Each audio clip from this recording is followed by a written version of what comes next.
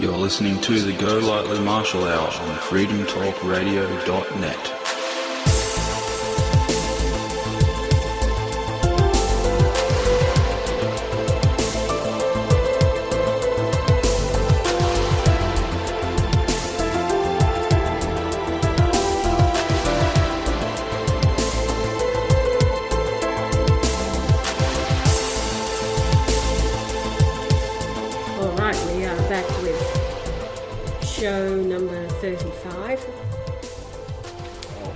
Now, how is it that they do it? They record a week's worth of shows in one afternoon? That one was How to Be a Millionaire or whatever it was, that show on TV. Yeah.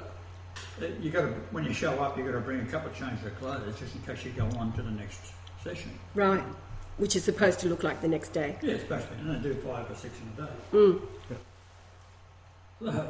So we don't bother changing clothes, and if we do 5 or 6 in one day, then we're ahead with the game. Have a holiday until we have to catch up. Okay, now here I am, picking my teeth after having a piece of toast. You sure are. Very attractive.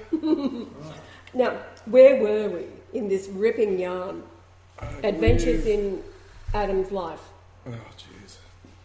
Tell about the Adventures in Odyssey that you used to listen to. No, that's so off the point. Well, it isn't really, because there was this radio show. There is this radio show still going today, mind you. Yes, and they're all videos and tapes and things. Videos and tapes, and it's designed to have you focus on the family, and so it's Christian based. It's Christian based, designed to focus on the family, and give you some morals, and it's got all these characters in this town called Odyssey, and it's biblically based. Well, well, I fed it to you with your hello. It's not biblically based. They do have certain episodes that are biblically based, but everything else is everyday people in everyday scenarios, and basically how to overcome them in the right manner and according to the Bible. That's right, biblically based. Hello. Compare that to cartoons of today. Yes, exactly. Now this is what you fell asleep to. Yeah, this was the only thing I could fall asleep to, and as you were growing up. I've been that way my entire life to this day. I can't fall asleep unless I listen to music or a movie or lectures or anything. So, and I recently was listening to it, and Adventures in Odyssey. I was recently listening to it, and just to get a feel for it. And I wanted to listen to the ones that used to scare me as a child. Like, they were very intense, these episodes. So I went and listened to them again. And damn right, they ended up being about a telecommunication company that set up a telecommunication tower, like all the ones that we have for our cell phones. They set it up on Tom Riley's land. He's a character in Odyssey. And his wife ends up getting a brain tumor and dying. And it's actually caused directly by the telecommunication tower. Now, along with that, they're also setting up these new digital boxes for televisions in all these places, and in Odyssey. And what they had found was that the violence rate started going through the roof. The kids started being violent, and all this stuff was happening, and people didn't know what was going on. And normal characters in Odyssey, they would come into Wit's End, which is owned by Mr. John Avery Whitaker, and it's an ice creamery, and it's also got this thing called the Imagination Station, which he invented. And all the kids come there to learn about the history and Bible. And so he's the wise old man and the teacher, the comforter of the town. Absolutely. And mind you, his character actually looks a lot like Brian, which is pretty cool. But Mom says wise old man, and no, he doesn't even look old in Odyssey. He doesn't. You see the old Tom Riley compared to Wit, and you're like, Wit's a young that's spry because he's chicken. kept young through his wisdom. Like, good guess that he's 6,000 years old. At least. In this round. And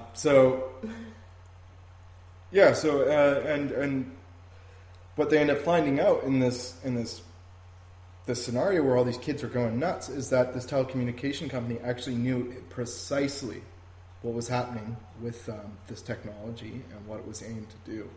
And the town ends up rallying behind it, and they actually end up taking it to court, and they're actually able to get them done on conspiracy. Now, that's just one example of the many that they throw through there. They really, I was really dumbfounded and shocked, and really happy about it. Actually, I'm like, there's what's given me, my inkling for truth. Now, Ali and Abby and all them, they always avoided the scary episodes of the Odyssey. What? They always avoided the scary episodes. They didn't like them. And those episodes are the ones that deal with the very real subjects. Very, very real subjects. Yes, exactly. Telecommunication towers, boxes, Wi-Fi, and how it's destroying us and everything. And,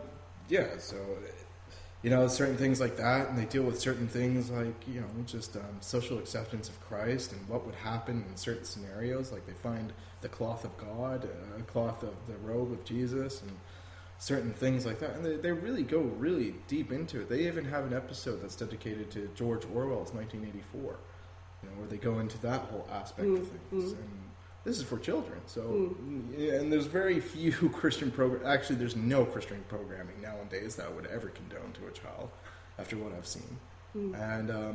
And that's probably the only one that, that even in the future, that's like the only thing that we could take from now into paradise for the kids. If we really wanted to teach them and have them growing up and knowing what good and bad is without having to physically show them and have them imagine it, it's stories. It's just like what we would be telling them around a campfire, except they've got it. They've got it covered. They've got it covered, exactly. So, Adventures in Odyssey, and you were born in 1991. The girls throughout the 80s. Yep. So they've been around for a while now, more than 30 years. Yeah, they've been around for a while. And they're still going strong to this day. And you were never allowed to watch the Care Bears or Rugrats or anything like or that. But like seriously, when you get down to it, people, like just the simple analysis of Rugrats. What is it? The kids get put in their playpen for the day, and as soon as the parents leave, let's get out of here and cause some trouble. What is that teaching to kids of a young mind? Rebel against the parents? Don't listen to what they say? Oh, but these kids are having such good adventures. And it's always head up by Chucky, who's not Chucky, but I can't remember. But so you was watching it, huh? Oh, later on in life, yeah. After we were allowed to. Escape mom. No, after we were allowed to watch it. When we moved to Hamilton, Dad just basically let loose. So that was.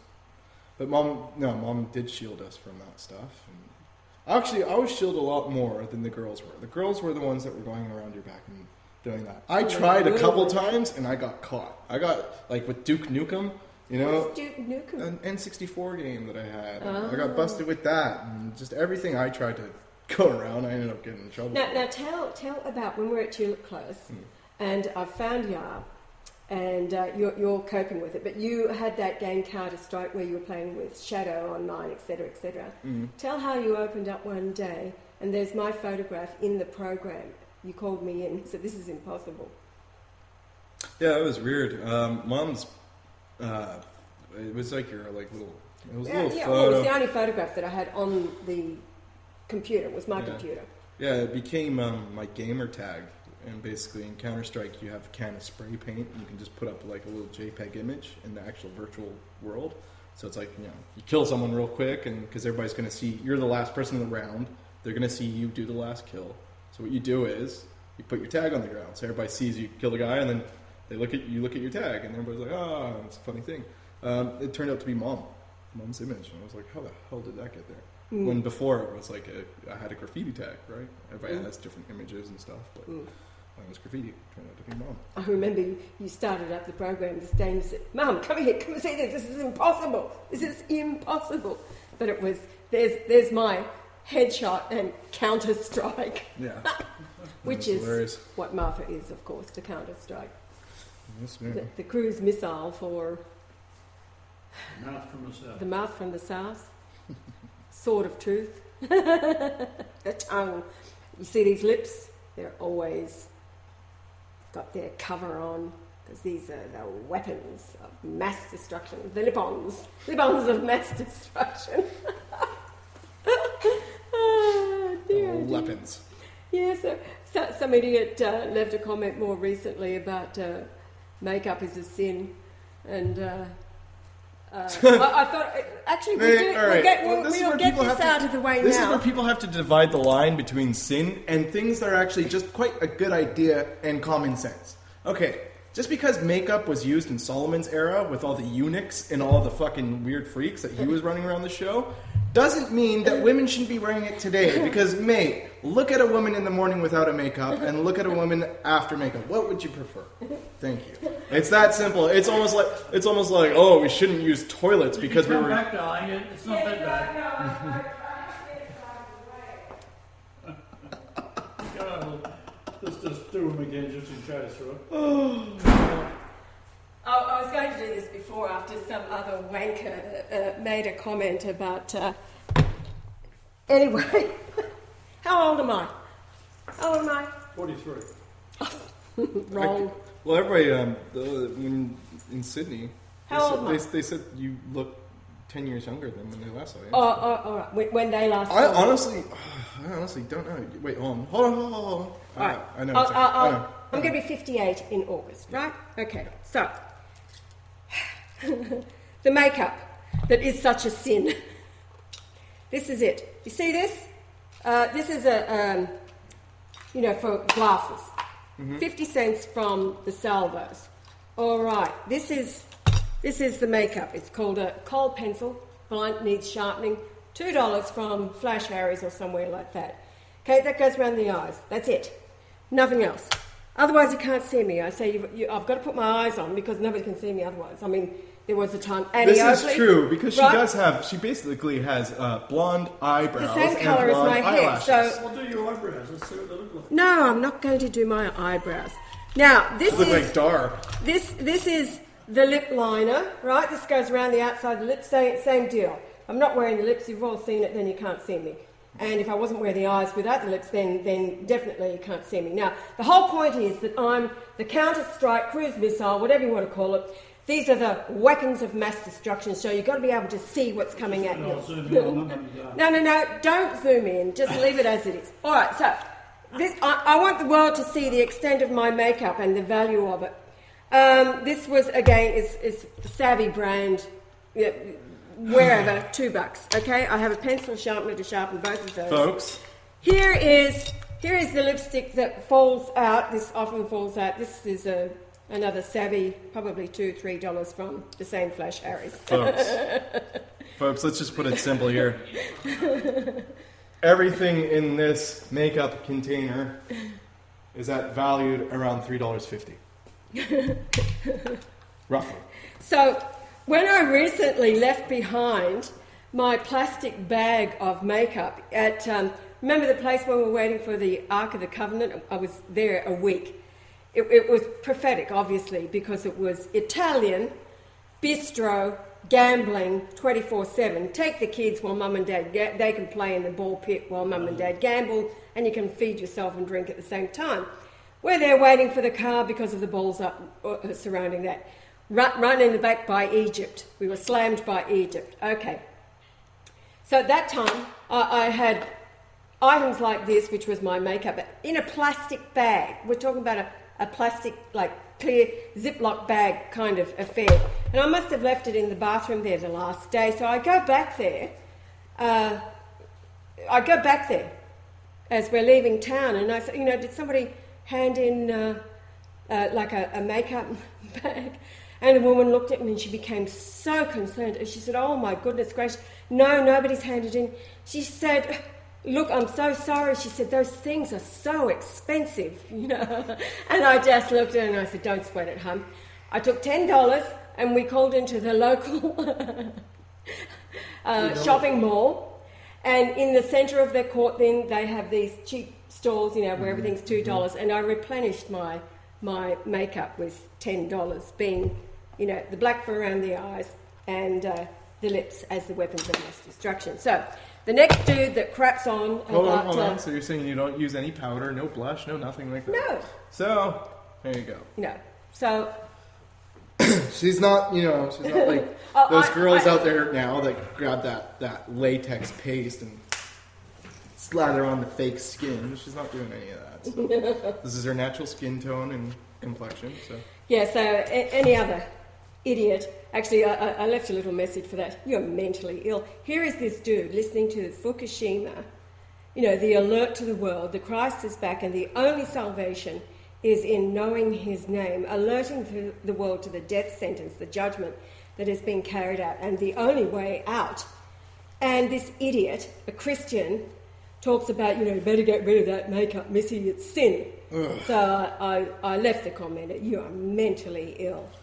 And then some other idiot that I slammed later said something, why does Martha remind me of what's that woman that died, the one that wears the false eyelashes, and I told you. Oh, Tammy Faye Baker. Oh my God! Well, the only thing I had in common with Tammy Faye Baker was I think she was about my size. First of all, she could sing, and everybody knows that I cannot. Second of all, towards the end of her life, she died of cancer some years ago, was that she was tolerant towards homosexuals and was into loving homosexuals. Well, everybody knows that the Christ and myself have no tolerance for homosexuals, because being tolerant toward them is not love. You are condemning them to being annihilated along with all the other demons on the earth. And it's not about the fact of actually hating homosexuals. It's the fact that, okay, we understand it. We get the whole aspect of loving each other and everything, but the fact is the act and everything. It's a perversion of the creation. It's a sickness. It's an absolute sickness. Yeah, that's what we're going to touch on too. What happened in Poland? No, we're not going to go. Well, I had a situation with a friend, and he was a very good friend of mine. I regard him as a brother. I regard him as one of the top friends to this day. And turns out, somewhere along the line, he was dabbling in homosexuality because he was really lost and didn't know precisely what he was feeling and exactly what his sexual preference was. And I didn't find this out till much later, and I'm like, okay, shit, how do I deal with it? That's a big kerfuffle in my life, because I don't condone homosexuality whatsoever, and I don't think that it's natural. A, I don't think that it's right. B, I don't think that it's. I know for a fact that there's no predisposition to sex before you're born, so you're not born that way. I've seen way too much evidence about all these homosexuals being, especially in males, being high in estrogen, which is all your soy products are packed with estrogen. And honestly, I've seen great results with testosterone treatment and running 30 miles. Turn you straight real quick, mate. But anyways.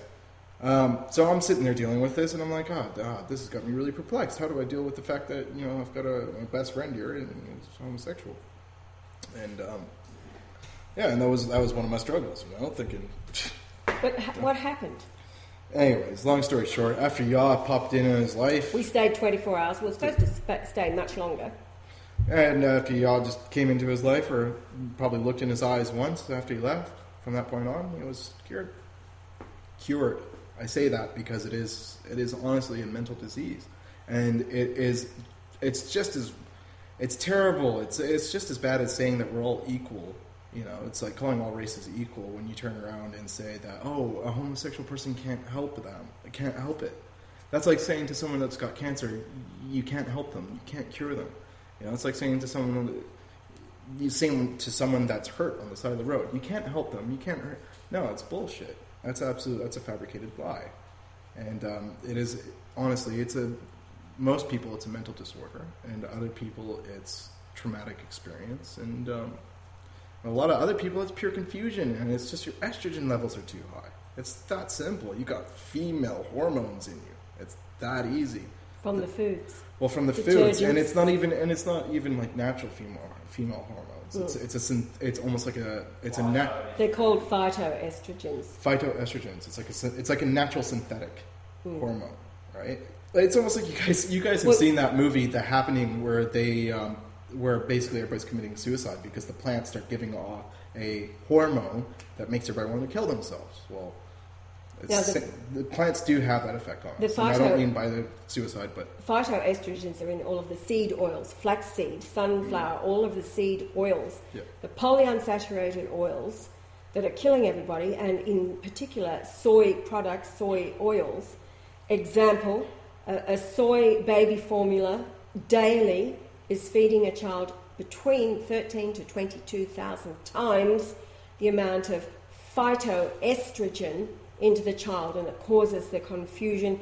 It's the estrogen dominance where the body shapes go out of whack. Small penises. This is why we're seeing a pandemic, especially in the lower income housing places, dwellings, all through the world. Is we're seeing little girls that are going through puberty at the ages of 5 and 6, and then we have little boys that are developing breasts instead of developing proper testicles and actually dropping testes through puberty. They're developing breasts, right? And micropenises.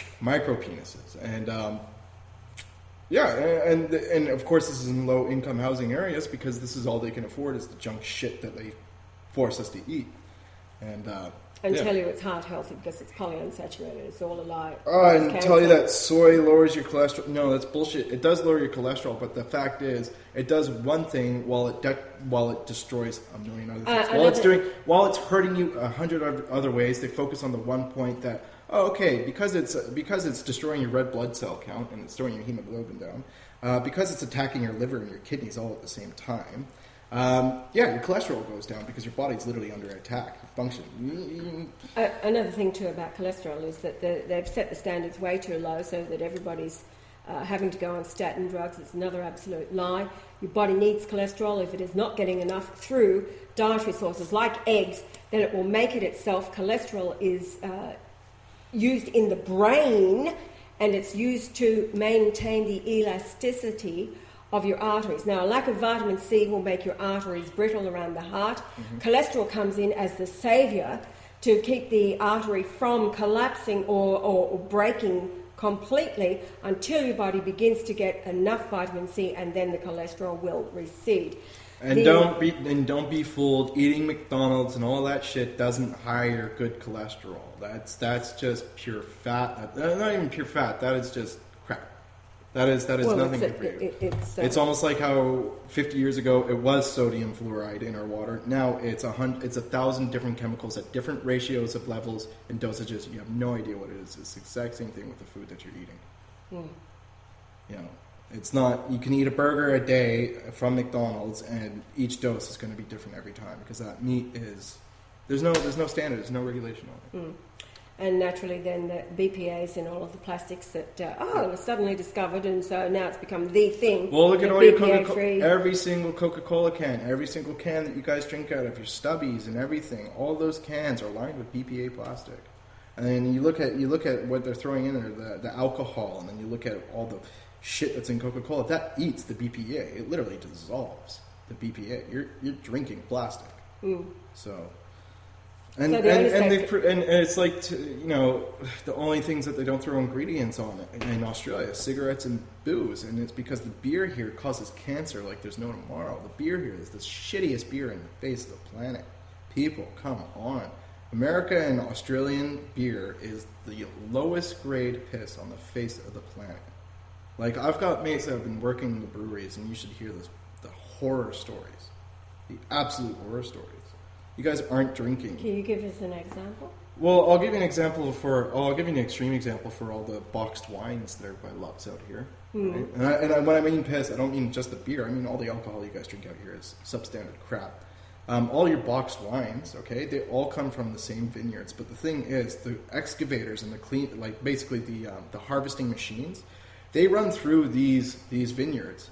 And there'll be birds' nests, there'll be wombats, there'll be a whole bunch of stuff in there, live stuff, and it all gets mulched and it all gets put into the same thing. My mate said, I had a mate that was working on there, and he actually saw the farmer's dog go into the thing, and the collar and everything, and it got mulched up, and that's what gets pressed into your wine. Oh, it gets burnt off. Don't worry, it gets steam, but. And also, for instance, for your alcohol here, all the ingredients are the most subpar, cheapest ingredients from the corners of the earth. So you're getting your barley from all your yeast and everything's coming from China. It's coming from places that the most questionable sources of the face of the planet, and this is what you're drinking. You know, that's why if you're going to drink anything in Australia, you know, you pay the extra $5 or whatever it is, and you go Australian brewed by a local small Australian brewery. Reason why they do it, most of those beer companies anyways tell you on the back the reason why they're doing their own brewery. Literally so they can have something safe to drink. Drinking all your BBs, all your Fosters, all that crap. Lord, it causes cancer. It's got to be in bottles. It's got to be in bottles as well, 100%. But yeah, you know, these are huge cancer causes, and that's why there's no ingredients on the bloody thing. You know, it's like I'm shocked when I talk to people about smoking cigarettes. I'm like, you know, that tobacco is actually harmless. It's like the only thing that's harmful about it, right, is the smoke, because any smoke is carcinogenic. Even cannabis smoke is carcinogenic. It's not good to be inhaling any type of smoke. But the fact is, tobacco itself will not kill you. And the doses of nicotine, it's not where people are, you know, really addicted today. It's like literally you smoke it, and a few hours later, you're like, I kind of feel like having another cigarette. Like I could have one if I wanted one. That's it. It's not like you're going, oh shit, I need another smitty, you know, I need another smack. And that's what everybody's out there smoking these highly just saturated, irradiated, because they grow it with radiated crop nutrients. So what they do is they grow it. I can't remember exactly which one it is, but it's filled with mercury and lead. It's lead and mercury based, and it's irradiated. And what it helps is it helps the crop grow during the day. Now, crops don't grow during the day. Okay, they grow at night. Crops, all plants, they suck in energy during the day. They suck it in through their leaves, and then at night, that's when they utilize that energy, and that's why it looks like they go to sleep. They're actually not sleeping. They're working at night. They grow at night. It's the same with human beings. Exactly. Now, what they do with the radiated product is it actually allows for the plant to take in the energy, but to utilize it at the same time. So it's growing 24 hours. Quick harvest. And of course, they're also genetically modified seeds as well. And that's the baseline problem. And that's what they're saying. They're saying when you get lung cancer, it's not the cigarette smoke that causes the lung cancer. It's the radiation.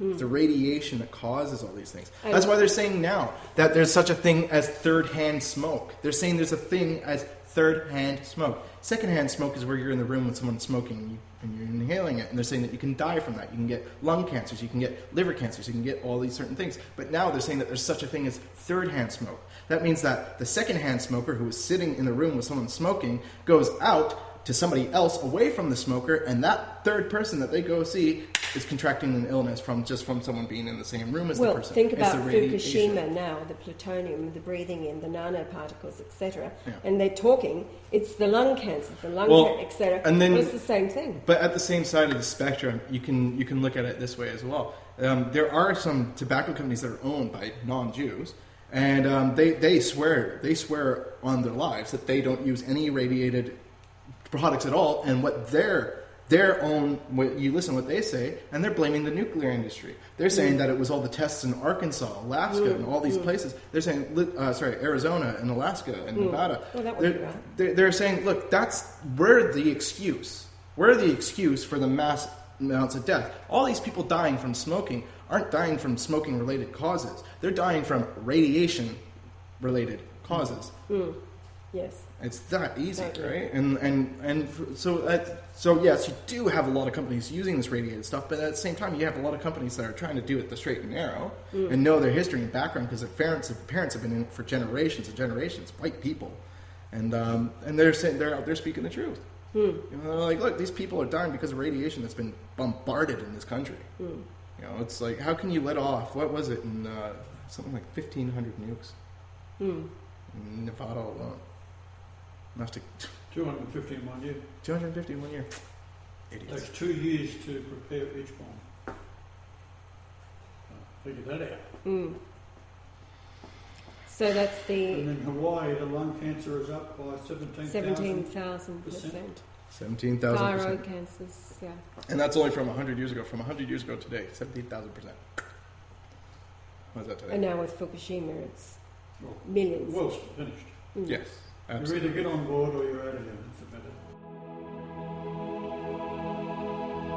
The Golightly Marshall Hour on freedomtalkradio.net. And the And like it's funny, you know, like Israel puts their own foot in their mouths by bombing the Palestinians with depleted uranium. It's like that's dirty bombs, right? That's exactly what a dirty bomb is. Depleted. That's what I thought was absolute madness with the world when they're going, oh, you know, wait for nuclear warfare. I'm like, what the fuck do you call Fallujah?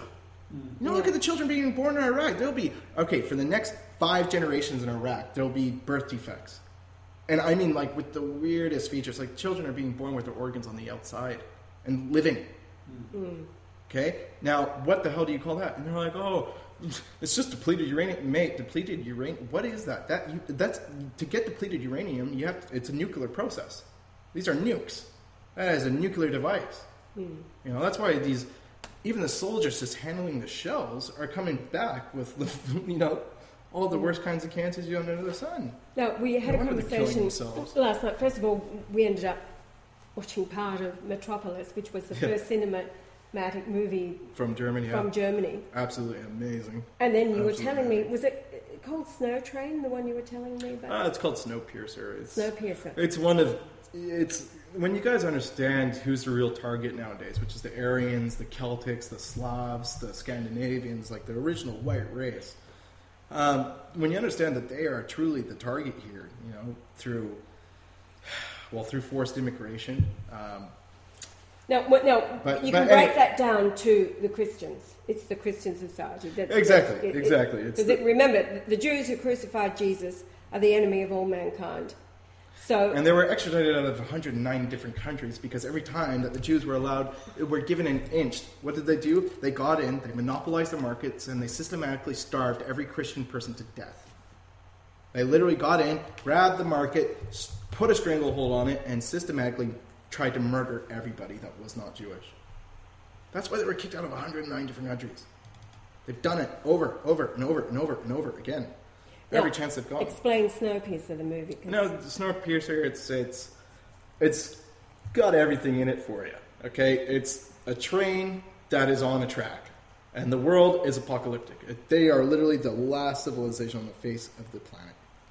And you've got the head of the train. Now, the head of the train, right? As you know, the cars as they link up, that's basically social status of the world now. Okay. So where you are in regards to train and where your ticket is your status in the world. So if you had a coach ticket, you're coach. If you're first class, you're the elite, right? So coach ticket, middle class, first class, you're the elite. And then, of course, you had the stowaways in the back, which were the ones that hopped onto the train, okay? Now, when you get down to it, right, they're always trying to come up with a revolution in the back, right? These stowaways. They're always trying to figure out a way to get to the head of the train, right? Now, they end up going through the movie and they end up getting through the train. Now, who is the enemy that they face here? These people on the train. They're Aryans. They dress them up as Nazis almost, okay? So what does that tell you? They're the white Christian Orthodox Aryan. So who are the people that are coming at them? They're obviously the Jew, right? They're on Exodus. They're the castaways. They always look at themselves as the down and dirty, right? The ones that have always had the shitty deal. And they're going up against what obviously looks like, Germans and Nazis. So who would they be? Obviously, it's the Jewish mentality. And so this one man that starts off at the back, he ends up getting to the very front of the train where he meets the conductor, the man that's been controlling everything. And that's where he finds out that nothing happened by chance. So when an accident happened and a bunch of people died in the cars and the carriages, he found out that was actually population control. And he found out that the wise man at the back of the train, who was a Jew, that he confided in, right? They all talked to him. He was like the wise man of the stowaway. Turns out he was always in communication with the head of the train. And that's what the head of the train said. He said, the head and the tail of the train have always been in communication. They always have to be. It's a train. And then he starts thinking back, oh my God, absolutely everything in his life has been set up. Now, the white Aryan that is telling him all this and revealing it to him and saying, look, this is how it works. This is how we're keeping civilization alive. He goes, I'm dying. I'm willing to pass it on to you. You're the only one that's really got the smarts for it, and you're the only one that we can reveal this to. So what's he end up doing, the good old Jew? He takes the Samson option. He destroys the entire train. Destroys the last bit of civilization.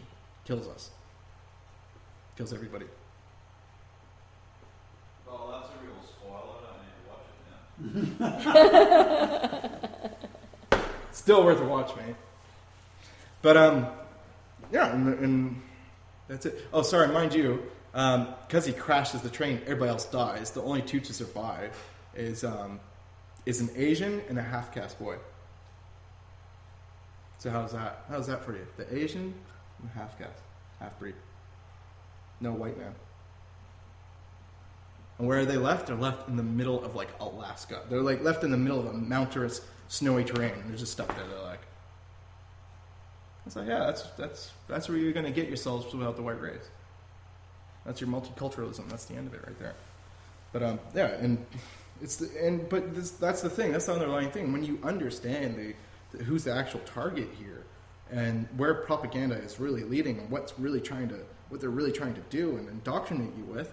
Every single Hollywood movie out there, the heroes, the victors, are always the Jew. It's always got to do with people that have less and are looked down, or not looked down upon, but are in need and have it the hardest way. And it's always the story of the Jew being extradited and basically him getting him back. Like you look at the movie Caddyshack. That explains it right out. Bill Murray in Caddyshack. Mm-hmm.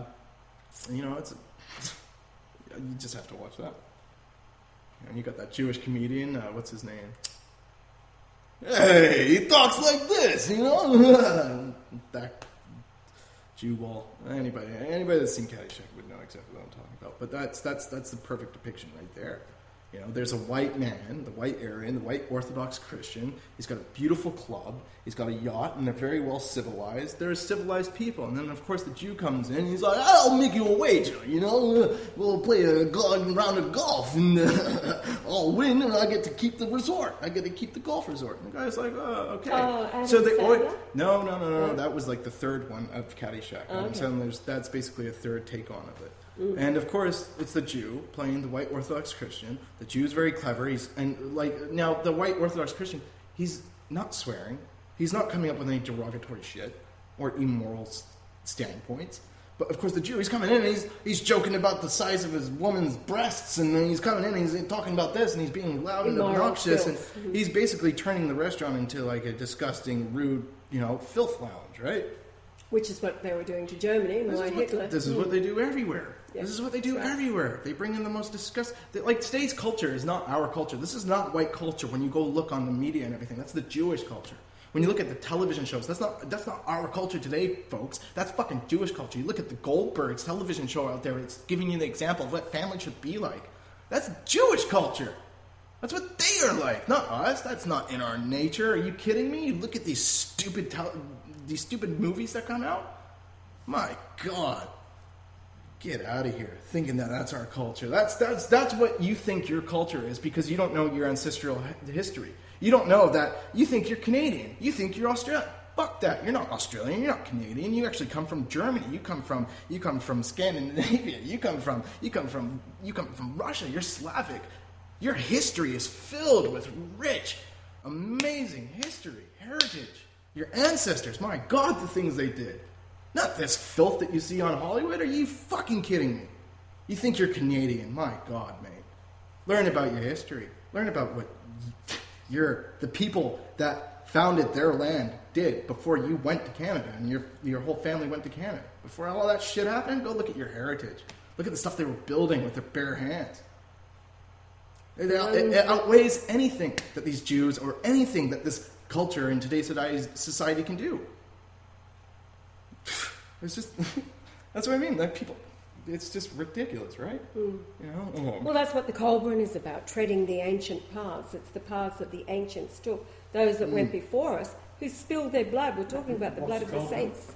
The Colburn Bible records the true words of Jesus, the teachings that came from the Celts, which was known as the West. These were the Isles of the West. You had the East being Israel, well, it wasn't Israel, it was Palestine, the Holy Lands, and you had the West, the Isles of the West, so Scotland, England, Ireland, the ancient paths that were trodden by the Celtic peoples, which is where the Christ family came from. You've heard this over and over and over. So that's where the tradition and the history and the wisdom, the real men, the real women, versus your weak man and the harlot woman. There's only two types of woman. You've got now that last night was in Metropolis, wasn't it? You had the counterfeit. Yes. You had the pure soul of Maria, and then you had the Maria lookalike, which was actually the machine invented by the devil, and enticing as the harlot. It was a machine invented by a Jew. It was invented by a Jew. The devil. Yes. That's what we call. That's why, as Jesus, he condemned them. John 8:44. Ye are of your father, the devil, and the lusts of him will you do. And there was no truth in him. He was a liar. And like folks out there, let's not get it twisted. It's not Zionism, okay? Because look, Bolshevism was before Zionism. So what the hell do you call that? Well, it was all happening at the same time. No, Bolshevism was definitely before Zionism. Bolshevism was rampant before Zionism. Yes, you had Zionist Christians and Zionist Jews that had the thought of, oh, okay, let's go to Israel and that's our promised land. But there was no organized group of Zionism. There was nothing like that. Bolshevism was established. They had newspapers, printing presses all through of Europe. Now, Herzl, wasn't it Zionism? Herzl, yes. Theodore Herzl. Yeah, but that's all out of the Protocols of Zion. Bolshevism was there. It was all part of the plan. Communism. Yes. The name, I've said it before, any kind of ism is a rabbit hole. It's of the devil. Truth is truth. Christ is here. And, of course, you've got the Antichrist in Francis. Why is Francis the Antichrist? Because he was given the news. It was announced to him that the Christ is here and identified by Pope Benedict XVI in Brian Leonard Golightly Marshall. And as you all heard me read the Apostolic Letter, what happened in that meeting, Francis rejected. So he became the opponent of the Christ. Now, there's many, many Catholic militants out there. One today that I posted to a Catholic site, a Father Ashcraft was his name. He's an exorcist, and he is openly saying that Francis is Lucifer. He's been taken over by Satan. He's a heretic, he's an anti-pope, he's an antichrist. Now, getting through to these people, as we have tried to do, it's about the danger of the souls. You see, Francis is parading around as this humble servant. He's always talking about Jesus and the humility and serving, and it is a total scam. The man is a fraud.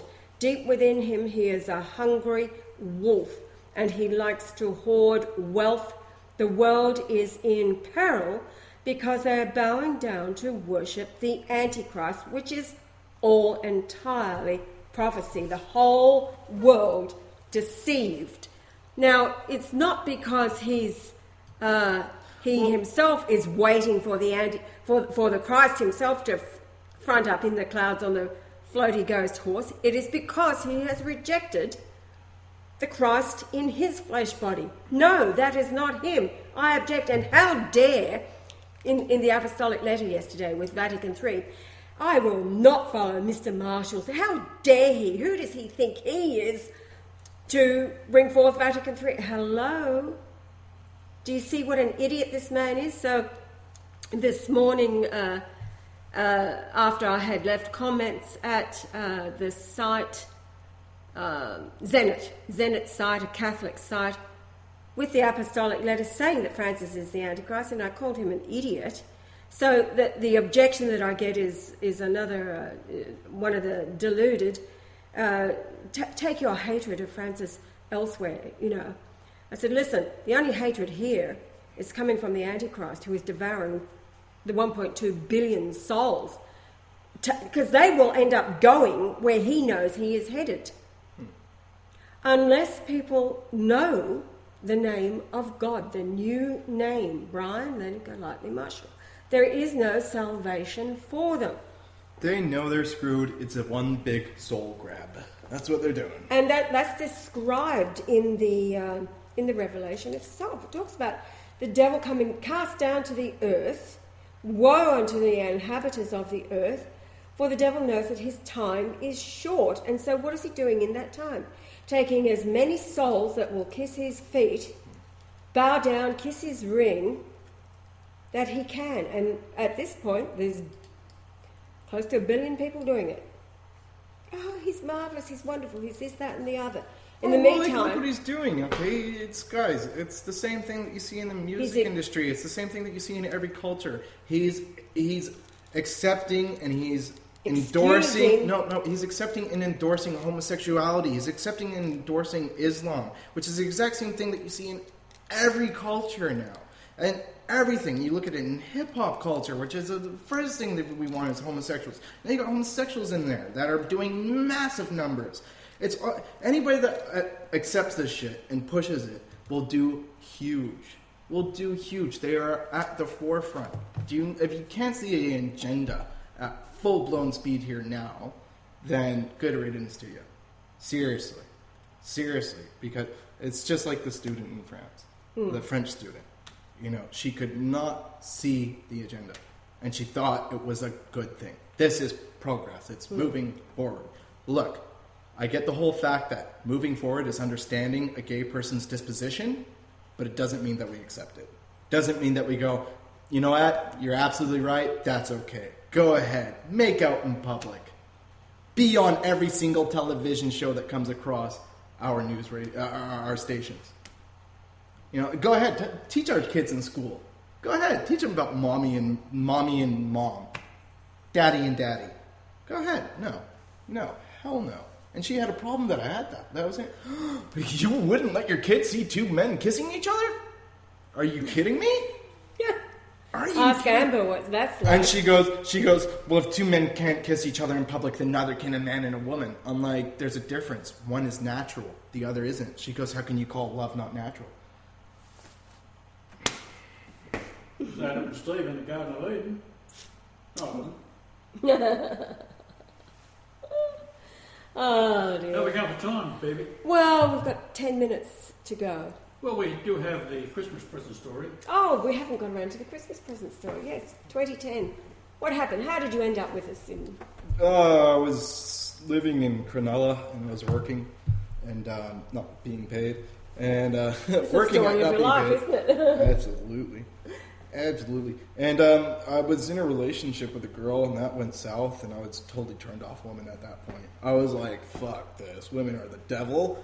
And but actually this goes back to when I was 15, when I had the dream. Yes. It actually goes back to when I was 15 and I had a dream when I was in Australia. I had two dreams. First dream was I had a dream with this girl and I fell in love with her. Like I woke up and I was in tears. I was heartbroken for about 6 months. That's what really did my head in.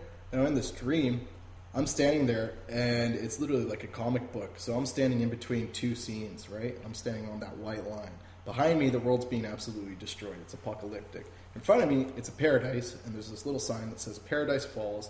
It's a beach, and then you've got this little berm of green grass that goes up, this little berm, and then you've got this pink resort, this pink hotel. And I'm standing there, and an international plane comes flying in and crashes into that building, reams right into the side of it. And I go, oh, shit. And I remember exactly in the dream, like running, and the sand on my feet, at the bottom of my feet, burning my feet, like it was that hot. You know, I was like, shit, And I get up onto the wing section. I'm on top of the wing section. And on the outside of the wing, it's cold. But as I get closer to the engine, it's getting warmer. And then as I get closer to the burning plane, I can feel the heat. And I jump inside because the top cavity it's been like ripped open, and I'm inside. And I jump down, and there's this girl, and I try to save her. Like I'm trying to unbuckle her seatbelt. She pushes me away. I go, no, fuck that. Go in and I try to help, and she pushes me away. Nah, screw that. We'll finally get it undone. I pull her out, and she goes, can you save my mom? Can you save my mom? And her mom's sitting there, and I go in for it, and then the flames come up. And I go, no, I can't. It's too late. And then it pans out like a movie. We're just stuck, left there on the wing section. And then it comes back in, and it's in that scene where all the destruction is, where all the apocalyptic, and there's a wedding going on, and it pans in like a scene in a movie where it comes in like this, and you see the bride and the groom, and all of a sudden the camera goes right into my head, and then all of a sudden it's my eyes, and I'm looking at my bride in front of me. I lift the veil, And it was this girl with a cute button nose and these freckles that were just thrown over her face. She had beer-colored eyes, hazel beer-colored eyes, and she had brown hair. And she was beautiful, like blondish brown hair, and she was absolutely gorgeous. And I woke up in the morning and I was absolutely heartbroken, you know? God damn, what the hell was that? You know, like I actually had my heart ripped out of my chest. Like I had loved this person for my entire life and now they were gone. And I was like, oh, that's not fair, you know? Like, oh, what the hell? This really scared me. So 6 months later, I finally get over it. The night I remember I get over it, I have another dream. And throws me right back into it. Now the other dream, it's me and the same girl. She comes to this, I'm in this dorm room, and we're in this massive college, this massive school, so we're learning.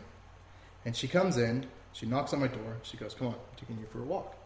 So we go for a walk around the school, around the yards, through the hallways and such, and every single person that ever did me wrong in my life met us along the hallway. And as I would get there, I would get nervous, but she would come out and she would make fun of them. She would have like a joke. They would say something, and she would just go, is that yours? You know, and it would just have them fall to pieces. Now we get into the movie theater, like we get to this class that we're supposed to be heading to, and it turns out to be a movie theater, and the seats are in the shape of a pyramid. So you've got seats on this side and seats on this side. There's a screen here and a screen here. We both part our ways. I go up and I sit down here. She goes up and she sits down here. That's when I start watching the movie. The movie opens and it says Paradise Falls, and there's the beginning of my first dream. Now, that wasn't Claudia in the second dream. That was a stripper that I ended up having a conversation with. Her name was Cherish. Remember you did the stars? Mm-hmm. And she was the very first person before Claudia that I just went up and just told the absolute truth to. I'm like, I'm 19 years old. I know the cure for AIDS, and I also know God. And she accepted everything I had to say about it. And of course, we fell in love. Like her and I fell in love at that moment. And then, of course, we parted ways. And then that's when I met Claudia later on the road, just like in the movie. Going on our different lives, our different routes in life. And of course, she was born March 31st, this cherished girl. I go, when's your birthday? She goes, March 31st. I'm like, you're lying. She goes, I'm like, how old are you? She goes, 19. I was 19.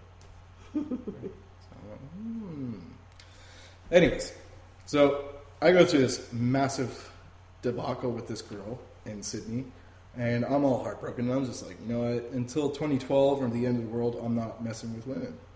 I've been looking for this one girl, this girl of my dreams since the age of 15, and now I'm 19. I've been looking at every single person that walks down the street, and I'm like, even if I see her and I'm too afraid to, I have to say hello, you know? Even if she's with another guy, it's got to happen, you know, if I see this girl. And I'll know exactly who she is.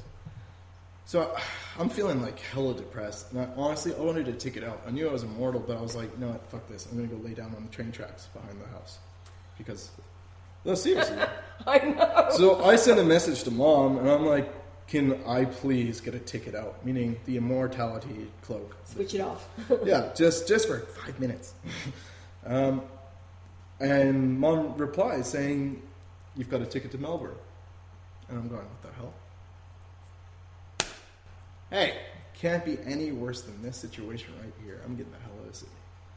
So, of course, Mom goes, oh, yeah, all right. So we start planning it out and start setting it up. And then we start talking about, plans, like what's going to be happening. We're talking, the Voorhees family are coming out, and, they're actually bringing this girl with her. And Brian's like, it's your Christmas present, it's your wife. And I'm going, fuck off, I'm off limit. I'm like, look, guys, I'll be there as like a mediator because she's going to be thinking that you guys are all nuts. So I'll be helping her out there, and I'll be the normal side for her, right? Like I'll help her out, and that's it. I just don't even push that on me, guys. And then Brian's like, no, don't worry, I got your Christmas present, it's your wife. I'm like, no, dude, just don't even do that. So you guys send me her Facebook, and on her Facebook, it doesn't have a photo of her actual face. Like it's got a side shot, but you can't see her face. And I'm like, okay, I sent her a friend request. She didn't accept it, and I'm like, okay, I don't bite, Anyways, so I go into Melbourne, and that's on Friday, and they're arriving on Monday. So I'm there during the weekend and whatnot. Voorhees family arrives, and everybody's gone out from Trish's place and gone out to greet the Voorhees family, and I'm sitting inside. I'm like, okay, time to get this over and done with. I'll go say hello to him. And G'day, Jeremy. How you going? Hi, Cassia. Hey, little Faith. And then there was Claudia, but she was in a hood, a Gap hoodie, and she had black track pants on and Nike courts, and I was like, okay, nothing special here. And she had her head down, and I went up there, and she looked up, and she went, Adam! And she said it, like, it was weird the way she said it. She said it as if she knew me. Like, Adam! I've never had a conversation. But the moment she looked up, my heart sank. I was so angry. I was so angry. Because the woman I've been looking for the past 4 years that was in my dream had literally just stared me in the face. And called your name. And called my name. Like, looked up.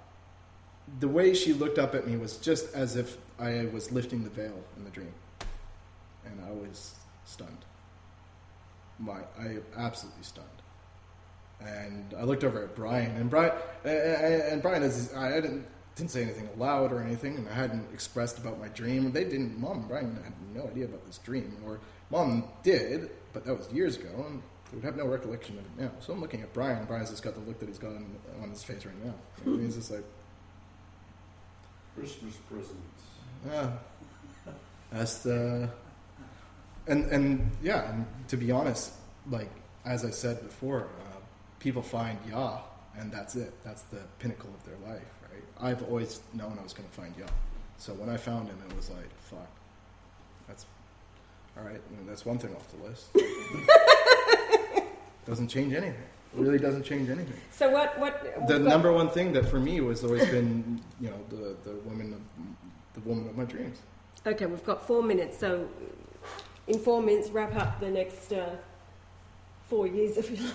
Well, go to the next show. We will go to the next show. But and so literally that's what Yah did for me. He gave me the one thing in my life that would make it complete. And me being who I am I really wish I was more redefined. Like I fucked it up, right? That's why we're not here together right now. But I know there's going to be definitely something down the path. But that's why redefining is a must in my case, and it's different for every single one of us. Like, I don't put my struggle above anybody else's because we all experience our own struggles in our own way and to our own detriment.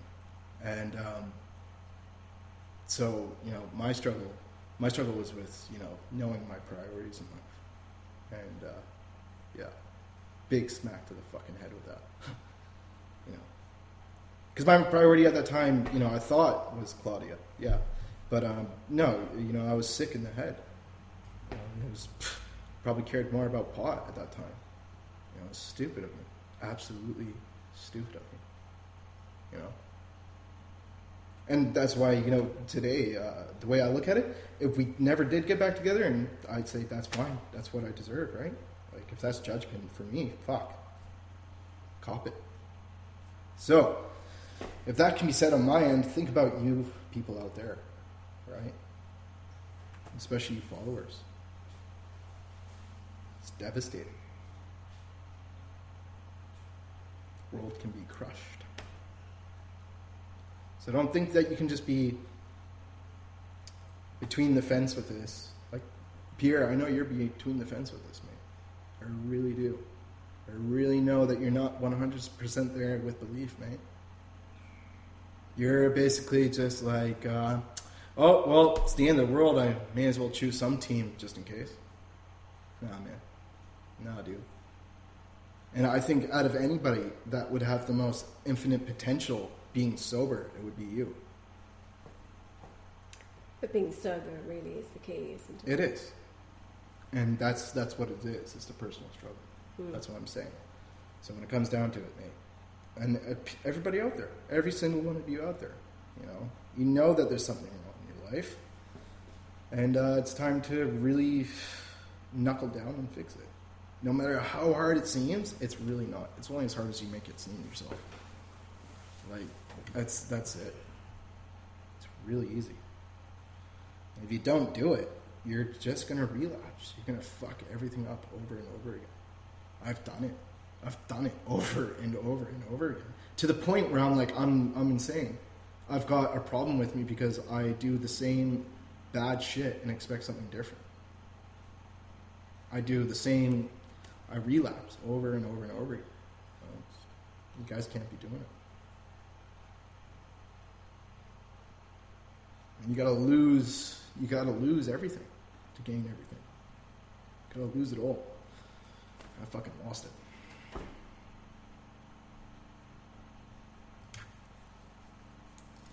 So I'll leave that to you guys. freedomtalkradio.net